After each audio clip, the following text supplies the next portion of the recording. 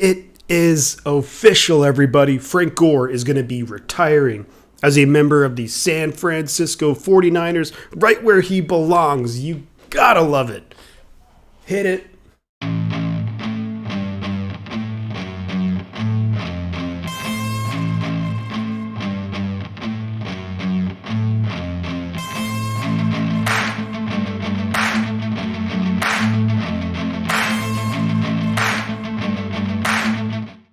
Frank Gore will be signing a one-day contract with the 49ers. That way he can retire right where he belongs in San Francisco. And I really couldn't be happier. Overall, I'm fairly satisfied with the offseason that the 49ers have had so far.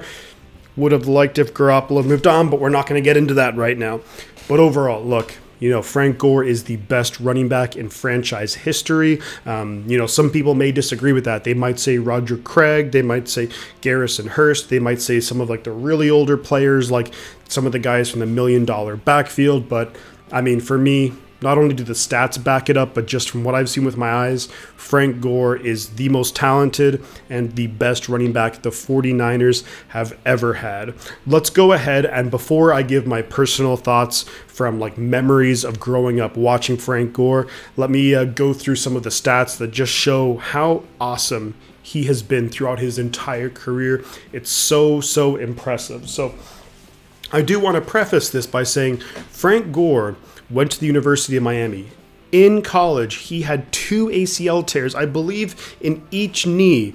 At that time at Miami, he was actually joined in the running back room with Willis McGahee and Clinton Portis, and there was Frank Gore too. So, that's 3 Pro Bowl running backs. Clinton Portis had a great career in Washington and then in Denver. Willis McGahee, I mostly remember him from his time in Baltimore, although I believe he was drafted by Buffalo, if I'm not mistaken. But, these are 3 really talented running backs, all in college at the same time.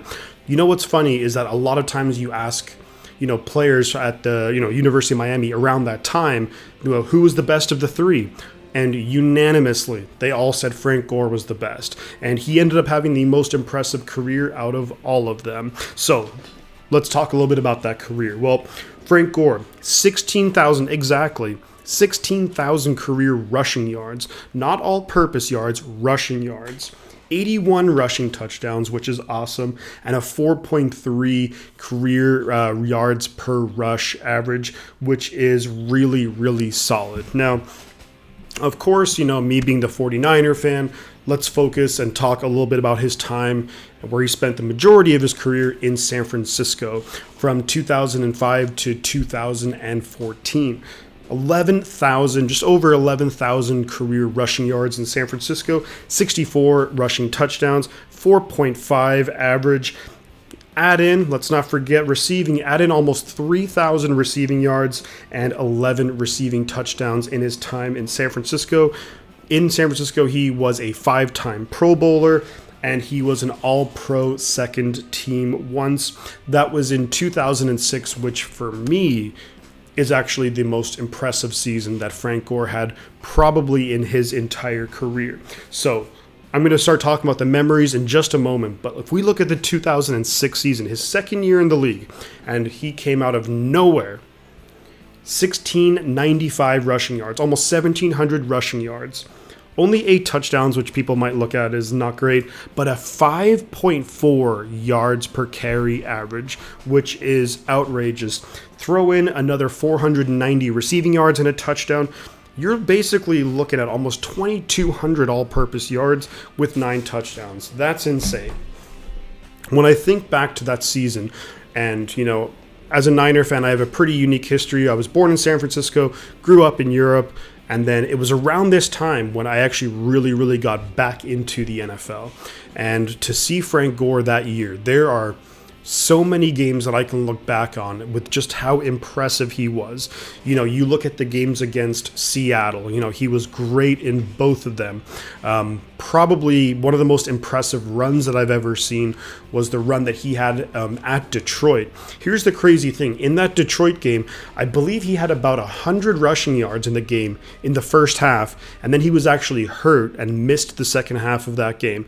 But that crazy impressive run, I'm going to show it right now in the video. It's just, I think it was like 8 guys he ended up getting through, ran for the touchdown, just insane. So that was a really interesting year too in San Francisco. Norv Turner was the offensive coordinator. Alex Smith had his first full, season as a starter. The Niners went 7-9, and talking about impressive games, the last game of the season was a big time game by Frank Gore and also by the Niners. It was at Denver, and Denver with, I believe, a rookie Jay Cutler, where if they win the game, I believe they get into the playoffs.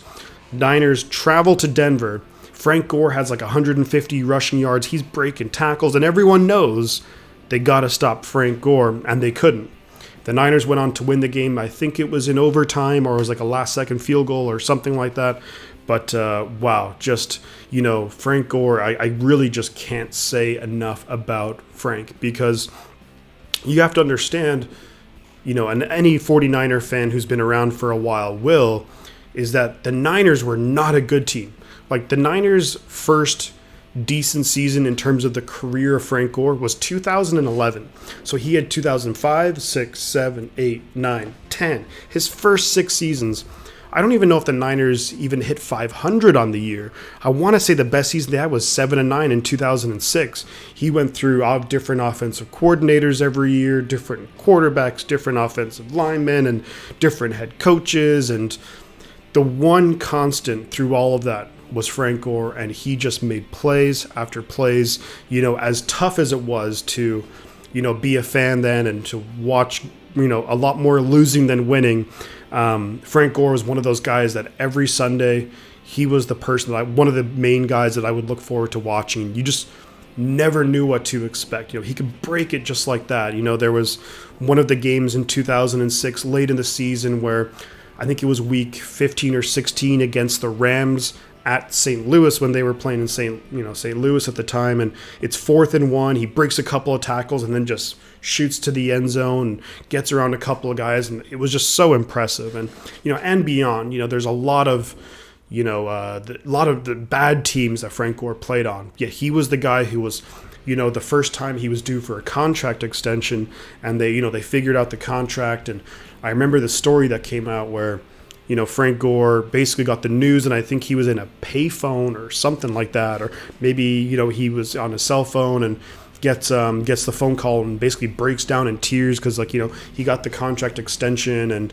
just one of those guys who, even to this day, I see tweets, almost every single day from Frank Gore, and he just has nothing but love for the Bay, for the 49ers, for San Francisco and this fan base. And, man, we owe a lot to Frank Gore. And it was so great later in his time with San Francisco when Jim Harbaugh came in to see Frank Gore have a lot of success in terms of winning football games. And we went to 3 straight NFC Championship games, went to a Super Bowl, and he's one of the guys who, as much as it hurt me as a fan to lose the Super Bowl against the Ravens in 2012, guys like Frank Gore and Patrick Willis and Joe Staley and Justin Smith and all these guys who've been with the Niners for such a long time, that I felt so bad for them because they really deserved it. A lot of the Vernon Davis, another one.